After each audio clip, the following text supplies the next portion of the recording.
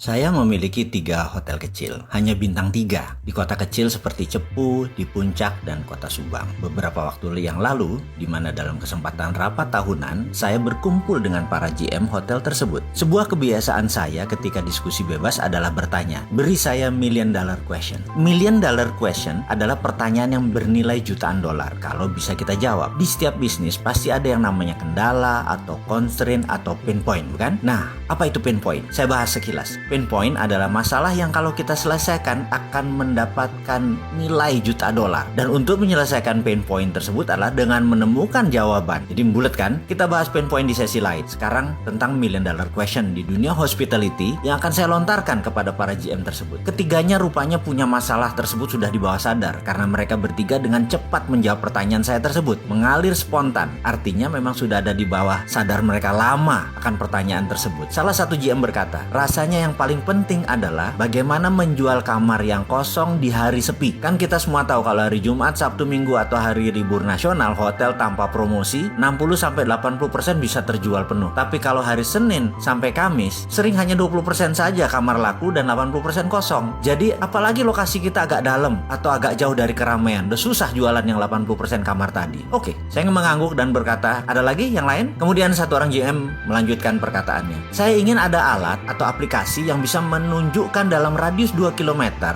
dari hotel saya ada berapa orang yang perlu kamar sekarang. Oke, saya bilang. Yang lain lagi, satu orang lagi yang terakhir berkata, pekerjaan anak-anak front desk, ada nggak aplikasi yang membuat mereka bisa bekerja dengan cepat? Karena rata-rata itu adalah 10-15 menitan lah kami melayani tamu di front desk. Kalau tamu tadi ada ngantri aja di belakangnya karena sore hari ada yang masuk kemudian ada ngantri di belakangnya, atau malam deh tersering, itu bisa 30 menit. Padahal melalui OTA atau .com segala macam itu malah lebih merepotkan karena data administrasinya ada di kita. Dia cuman good dalam paymentnya saja. Jadi administrasi harus tetap kita kerjakan manual. Mendengar komentar ketiganya, saya langsung berpikir keras seperti kebiasaan kaum introvert yang dicampur kaum intuitif seperti saya. Saya mikir saja. Tiba-tiba klik di kepala saya ada sesuatu yang sepertinya bunyi. Lalu saya berkata, kalau saya bisa jawab ini semua artinya kita akan dapat million dollar bisnis. Betul? Bertiga mengangguk. Padahal saya ini bukan berbicara pada mereka, saya setengahnya berbicara pada diri sendiri. Begini, kan aplikasi online traveler itu kebanyakan melihatnya dari sisi traveler, bukan dari sisi kalian para hotelier. Bener nggak? OTA, online travel agent, itu kan punya pihak ketiga. Bagaimana kalau saya buatkan aplikasi dari kacamata hotelier sekarang, dari kacamata kita? Jadi ini merupakan hotel platform, hotel yang menentukan segalanya, mulai dari pricing sampai HMS, software atau hotel management system, semua ada di front desk. Bahkan di front desk tersebut jika ada traveler, dia cuma ngasih QR code, dipotret, data pindah dan langsung kasih kunci. Jadi tugas front desk hanya satu. Setelah QR code dikasih tadi, tinggal samakan identitas dia dengan di QR code, lalu kuncinya dikasih. 1 menit selesai. Lalu saya bilang, bagaimana kalau saya siapkan aplikasi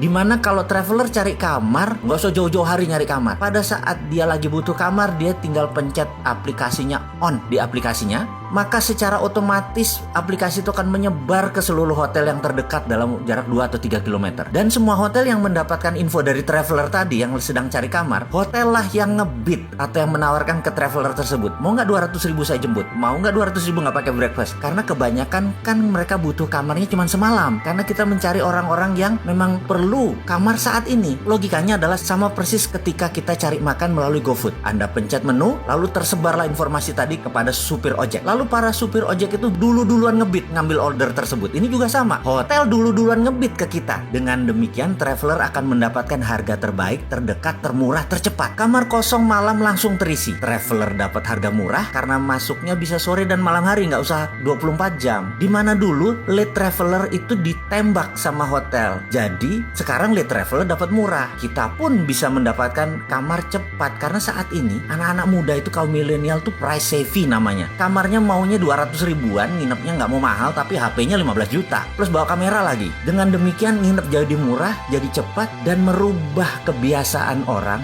bertransaksi melalui OTA. Karena sekarang ini bukan OTA tapi hotel platform. Anda yang nentuin. Bagaimana? Demikian saya mengoceh panjang dan kemudian saya berkata, coba panggil Mas Daf. Mas Daf adalah tim IT saya yang sudah ikut saya lama banget. Banyak aplikasi yang dia buat. Saya bilang kepada Mas Daf, Mas, kita buat aplikasi namanya Get Hotel. Logonya warna biru muda seperti warna klub bola Manchester City. Dan dan ada kuningnya sedikit. Dan kami berenam setiap hari, setiap kesempatan sudah 6 bulan berjalan. Akhirnya kita ketemu sebuah aplikasi baru yang namanya Get Hotel. Kayaknya sudah siap meluncur. Ngomong-ngomong, ada yang minat gabung nggak?